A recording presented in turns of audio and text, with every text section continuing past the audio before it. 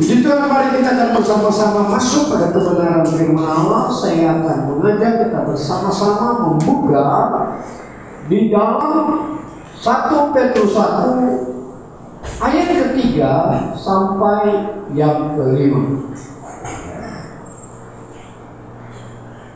1 Petrus 1 ayat 3 sampai yang kelima.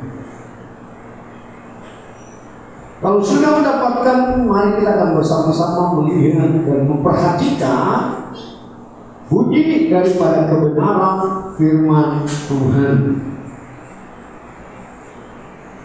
Terpujilah Allah dan Bapa Tuhan kita Yesus Kristus, yang karena rahmat-Nya yang besar telah melahirkan kita kembali oleh kebangkitan Yesus Kristus dari antara orang mati kepada sesuatu hidup yang penuh pengharapan, untuk menerima suatu bagian yang tidak dapat binasa, yang tidak dapat cemar, dan yang tidak dapat layu, yang tersimpan di surga bagi kamu, untuk menerima suatu bagian yang tidak dapat binasa, yang tidak dapat cemar, dan yang tidak dapat layu, yang tersimpan di surga bagi kami.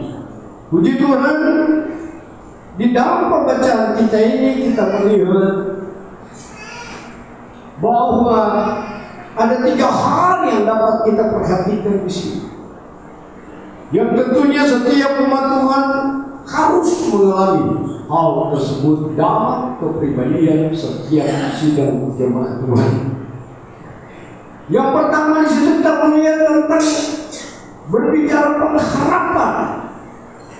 Semua umat Allah tentunya memiliki satu pengharapan di dalam setiap kehidupan mereka. Tentunya yang pertama yang berbicara pengharapan tentunya di dalam kehidupan pribadi masing-masing. Pengharapan satu keberhasilan dalam segala hal, pengharapan satu kesuksesan, pengharapan keberkatan, pengharapan kekuatan baru dan kesehatan dalam setiap kehidupan mereka. Tapi pengharapan yang sangat terpenting dalam kehidupan manusia adalah berbicara keselamatan yang kekal di dalam Yesus Kristus. Yang pertama kita akan melihat tentang hal yang pertama yang berbicara pengharapan, dan kita coba melihat dalam 1 Korintus pasal yang ke-13. 1 Korintus pasal yang ke-13, kita membaca ayat yang ke-13 berbunyi demikian. Demikianlah tinggal ketiga hal ini, yaitu iman, pengharapan, dan kasih. Yang paling besar di antaranya ialah kasih. Rasul Paulus menyampaikan hal yang sama dari ketiga hal tersebut dari pembacaan pertama kita di sini. Yang pertama adalah berbicara tentang pengharapan. Pengharapan yang saya sudah awali tadi adalah satu pengharapan yang sangat terpenting di akhir kehidupan manusia, adalah pengharapan keselamatan yang kekal.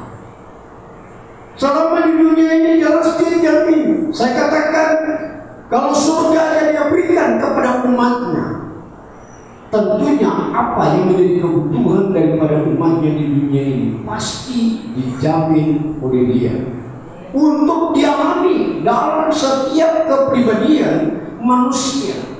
Tapi bagaimana mencapai keberhasilan dalam satu pengharapan ini dalam kehidupan manusia?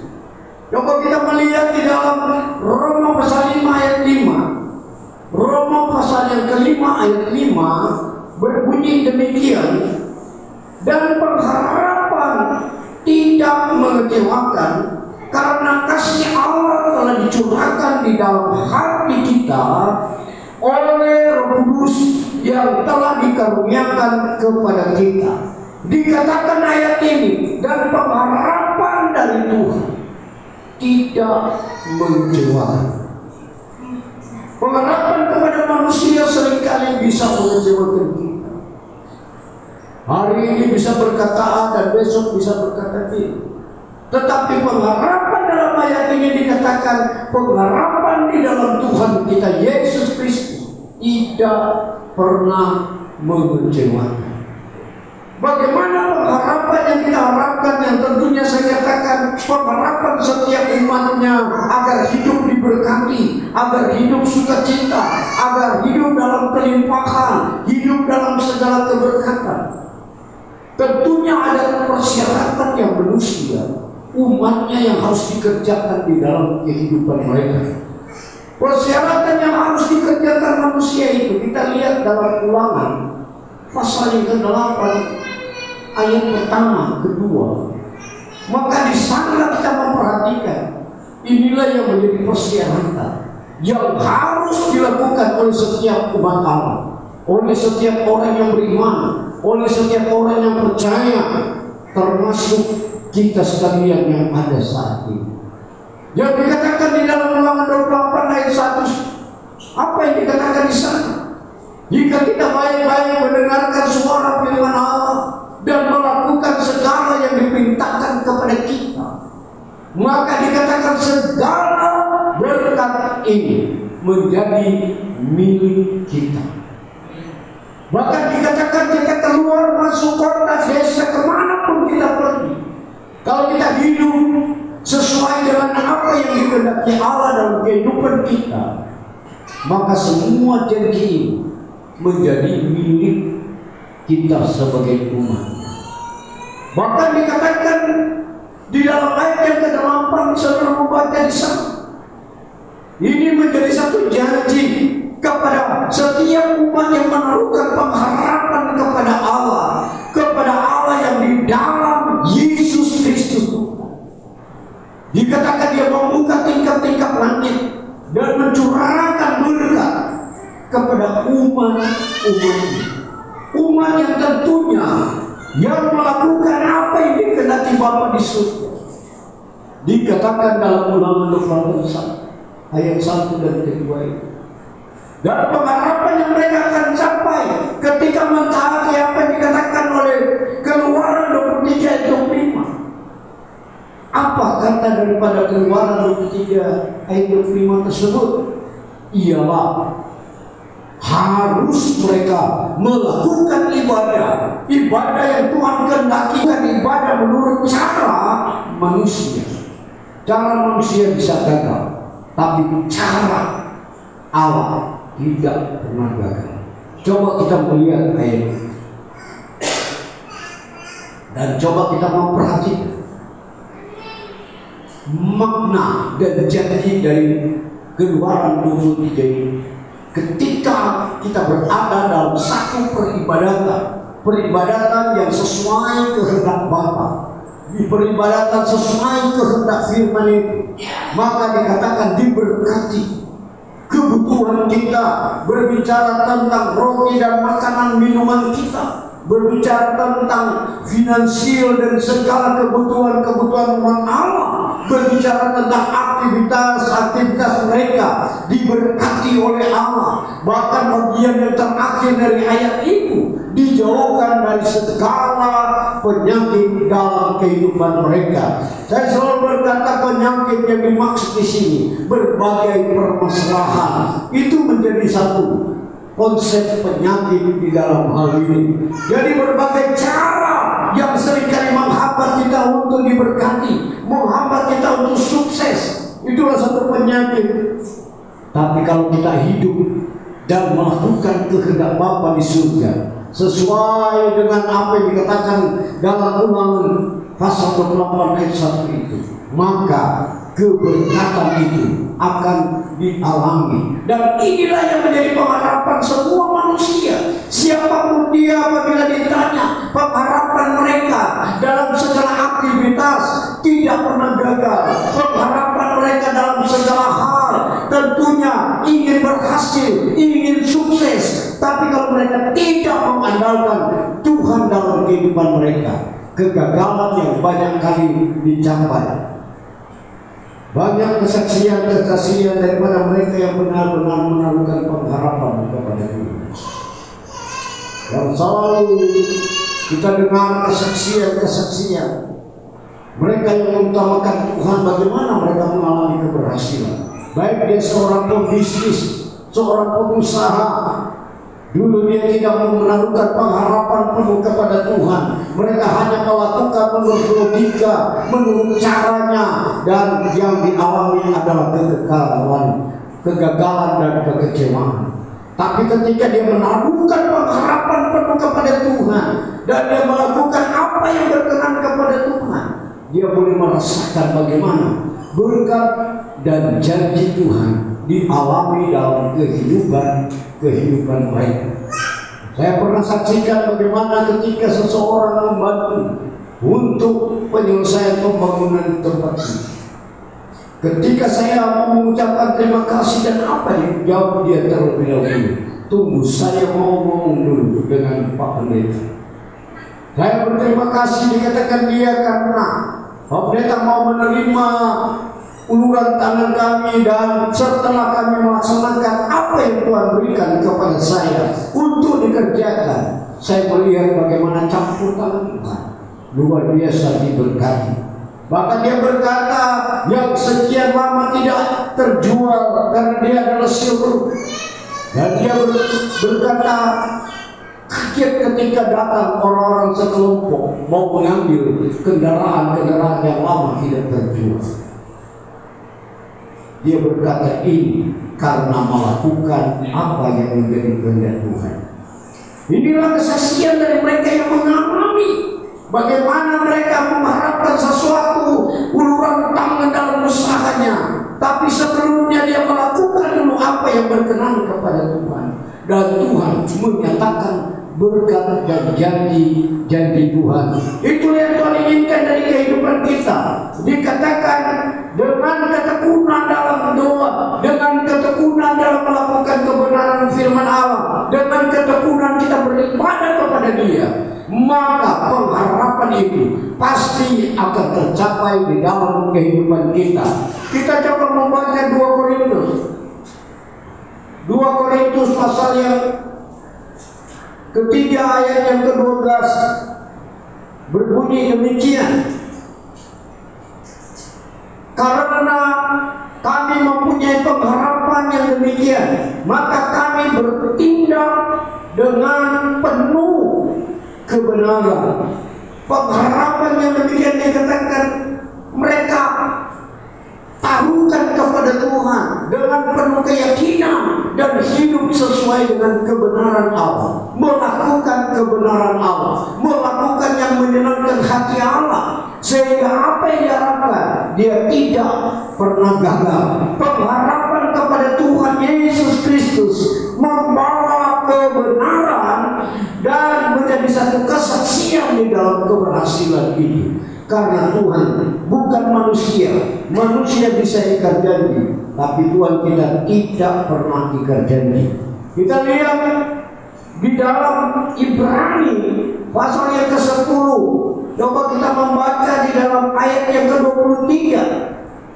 Berkata demikian, marilah kita teguh berpegang pada pengakuan tentang pengharapan kita, sebab Ia yang menjanjikannya setia.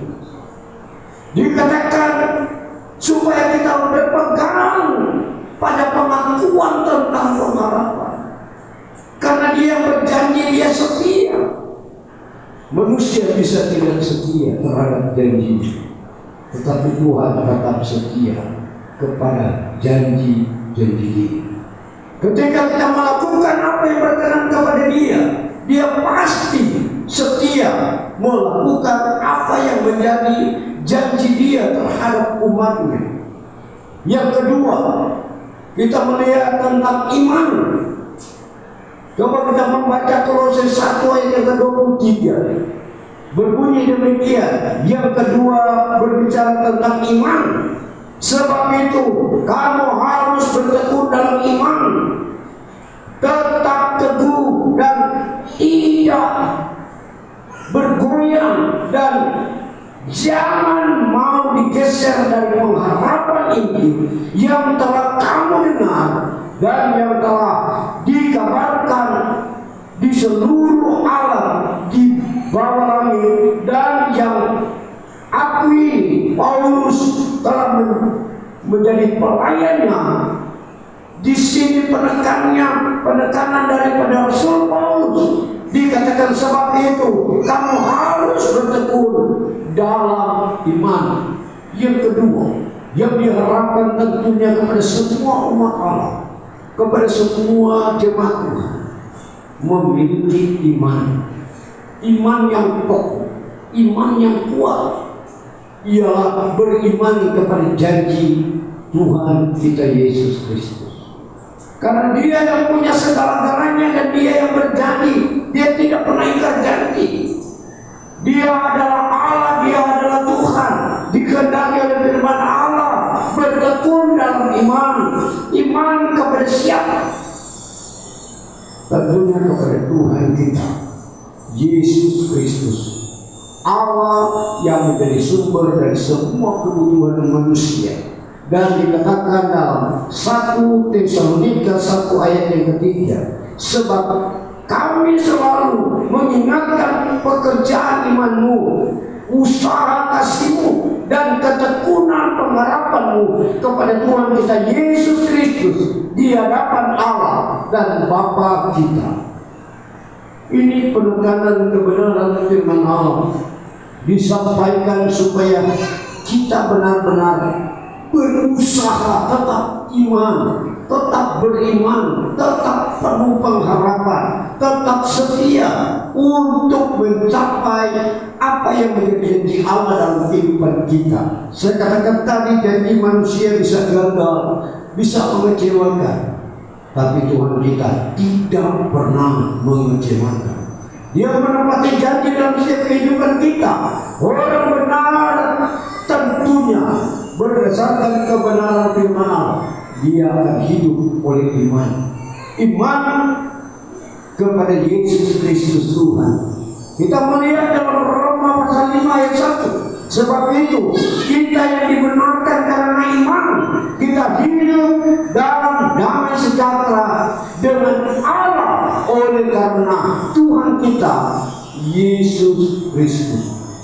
Dengan iman kita hidup dalam satu kedamaian, kita hidup dalam satu ketenangan, ketenteraman, hidup dalam satu keberkatan, keberhasilan.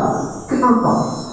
Karena hanya Dialah sumber dari semua keberhasilan itu. Hanya Dialah sumber dari segala keberkatan itu.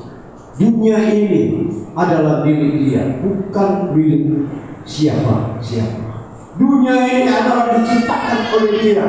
Ya Pak, minggu lalu saya katakan yang Dia jadikan cuma dengan satu ungkapan kata, bersih bara Elohim. Maka terciptalah dunia ini, dan isinya semua disiapkan adalah untuk umatnya. Kalau umatnya benar-benar berharap penuh kepada Dia dengan iman yang kokoh, maka segala yang dijadikannya menjadi milik kepunyaan mereka. Asal mereka tetap berpegang pada kebenaran, agar asal mereka semakin tertanam pada kebenaran. Apa yang dikatakan Mazmur pasal yang ke-1 ayat yang ke-2, yang menjadi kesukaan mereka adalah kebenaran Allah. Tertanam makin lama, makin dalam. Ayat yang ketiga Mazmur 1 katakan, tertanam pada kebenaran, kepada air sumber kehidupan itu, ialah firman Allah itu. Dan mereka tidak pernah mengalami gagal, tidak pernah mengecewakan, karena Tuhan yang berjanji adalah setia, dan Dia tetap menepati janji kepada umat yang sungguh-sungguh mengandalkan Dia. Kebenaran yang Tuhan kehendaki ialah karena mereka hidup di dalam firman Allah itu. Karena iman kita hidup dalam damai sejahtera. Roma pasal 10 ayat 17 berkata, jadi iman timbul dari pengharapan, dan pengharapan oleh firman Kristus. Iman timbul. Awal tadi kita bicara pengharapan, tapi dari pengharapan itu timbullah iman. Yakin sesuatu yang apa yang kita yakini pasti akan tercapai, pasti akan kita alami. Apa yang saya saksikan yang lalu, orang lain bingung, orang lain khawatir, apa bisa sampai, apa bisa turun. Tetapi karena iman, ternyata bisa turun. Tidak ada yang dikhawatirkan, bisa sampai ke mana. Tapi orang lain khawatir. Tentunya kita harus berpegang pada kebenaran firman Allah. Firman Allah berkata, apa yang kamu katakan itu yang akan terjadi. Tapi bagaimana bisa terjadi kalau kita tidak beriman kepada Tuhan? Bagaimana kita bisa terjadi kalau pengharapan kita tidak disertai dengan iman? Iman tentunya hanya kepada Dia. Itulah Allah, itulah Yesus Kristus yang tidak pernah ingkar janji. Dia menepati janji dalam setiap kehidupan umatnya. Coba kita melihat bersama-sama, berbicara tentang iman yang semakin kokoh, kuat, karena semakin banyak mendengarkan kebenaran firman Allah. Kita lihat Galatia pasal yang ketiga. Coba kita perhatikan dalam Galatia pasal yang ketiga, ayat 26 berkata, sebab kamu semua adalah anak-anak Allah karena iman di dalam Yesus Kristus. Disebut anak-anak Allah karena ada iman kepada Dia. Kalau tidak beriman kepada Dia, mana disebut sebagai anak-anak Allah? Tapi ayat ini berkata karena iman kepada Tuhan kita Yesus Kristus, maka kita disebut anak-anak Allah. Kalau kita disebut anak-anak Allah, dan Bapa kita adalah Dia, apakah Dia membiarkan anak-anaknya itu hidup dalam kegagalan, hidup dalam kekecewaan, hidup dalam frustasi? Tentu tidak.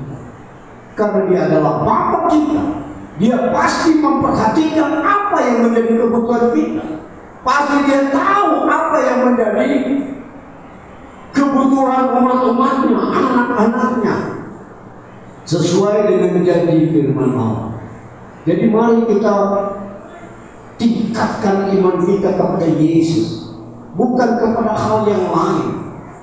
Taruhkan sepenuhnya pengharapan iman kita hanya kepada Allah yang satu, yang menjadi jaminan dari segala kebutuhan manusia, karena Dia yang menjadi perantara antara manusia dengan Bapa di surga.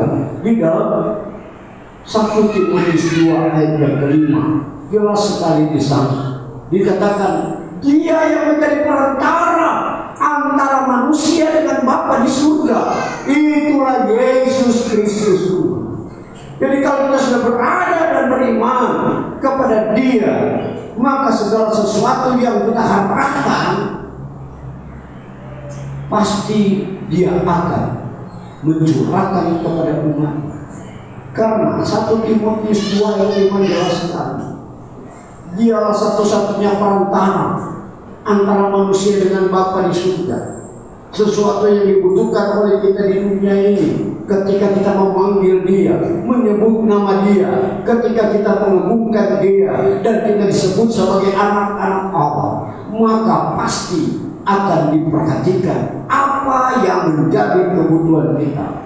Kebutuhan finansial kita, kebutuhan keluarga kita, kebutuhan rumah tangga kita, kebutuhan dalam segala hal, Dia pasti menggenapi janjinya sesuai apa yang dikatakan dalam Ulangan 28 tadi ayat 1 dan 2. Dan bahkan pada ayat yang ke-8 Dia membuka 3 langit, Dia mencurahkan berkat-berkatnya. Dan saya yakin dan percaya, semakin kita mengandalkan Dia, semakin kita yakin kepada Dia, semakin kita mengutamakan firman-Nya, berkat itu pasti dicurahkan buat kita.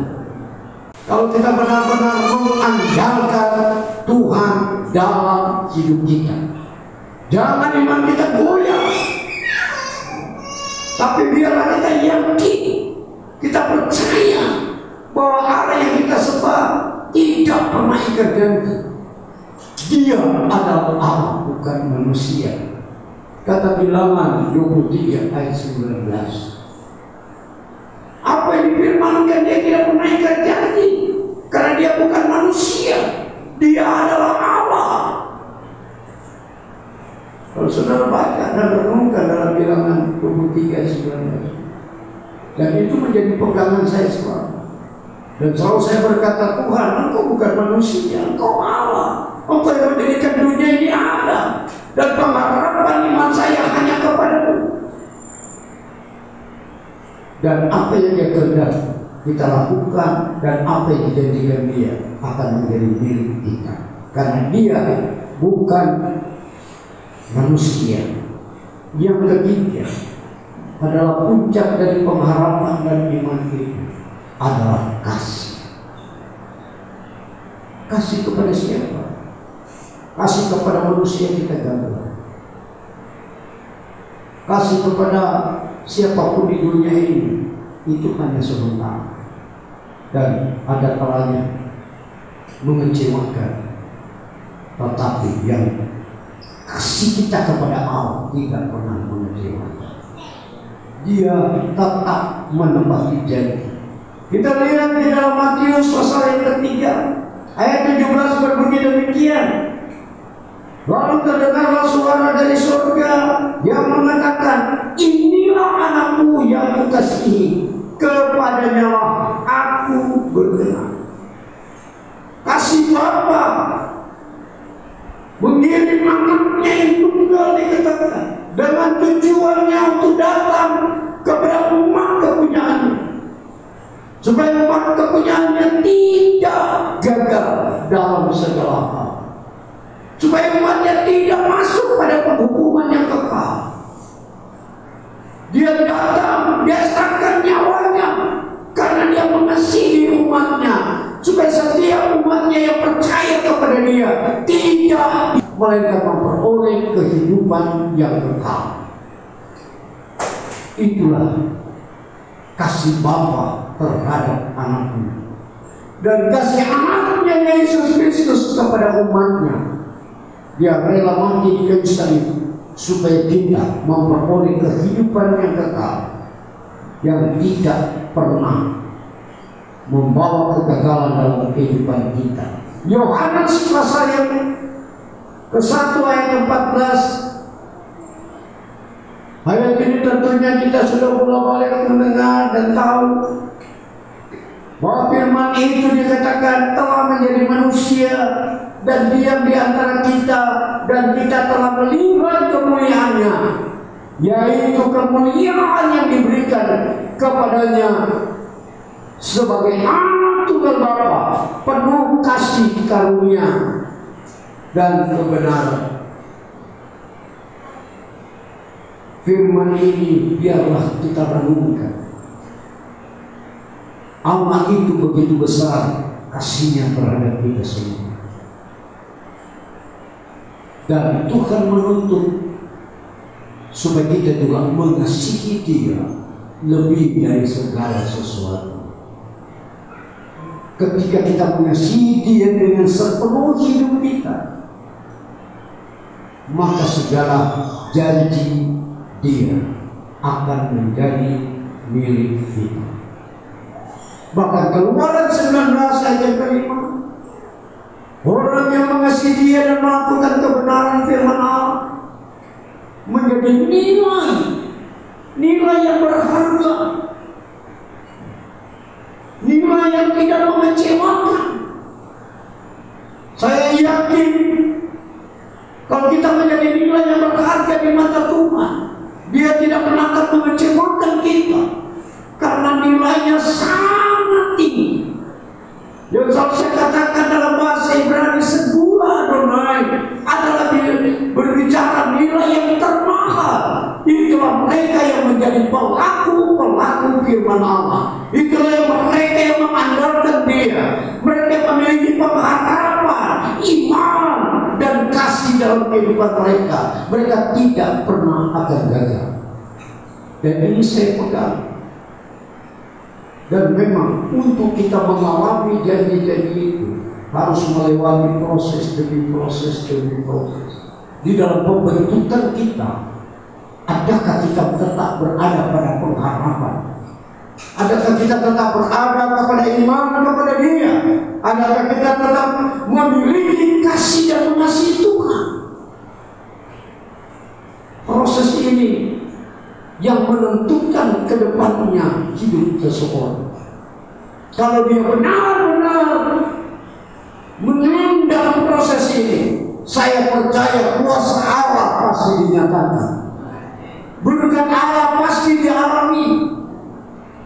Karena melewati proses demi proses dan alami kemenangan dan menjadi nilai yang termahal di dalam hidup saudara, di pemandangan Tuhan, nilai yang sangat berharga.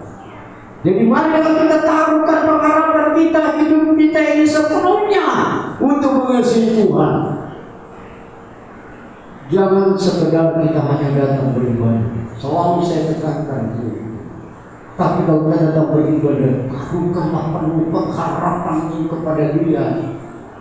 Betapa berartinya persekutuan kita dengan Dia. Betapa berharganya ketika kita ada dalam persekutuan dengan Dia.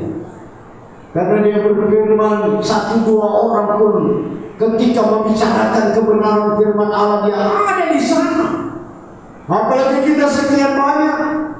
Dan saya yakin Dia ada di tengah-tengah kita.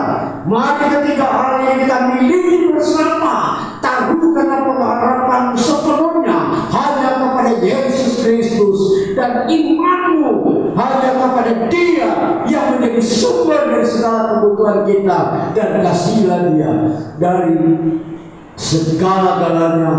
Yang kita utamakan hanyalah mengasihi Dia sepenuh hidup kita. Kita datang kepada Tuhan, kita merenungkan ketiga hal ini. Adakah sudah kita miliki pengharapan, iman, dan kasih kepada Yesus Tuhan kita yang tidak pernah gagal dan tidak pernah mengecewakan? Sampai detik ini kuasanya tetap nyata, pertolongannya tetap nyata, tangannya bahkan terulur. Dia berkata, marilah kepada Tuhan sekalian yang berbeban berat, aku akan memberikan sentosa kepadamu. Ini penawaran Yesus kepada semua umat. Datang kepada Dia. Datang, taruhlah pengharapanmu kepada Dia. Datang, taruhkanlah imanmu kepada Dia. Dan datang, kasihlah Dia lebih dari segala sesuatu.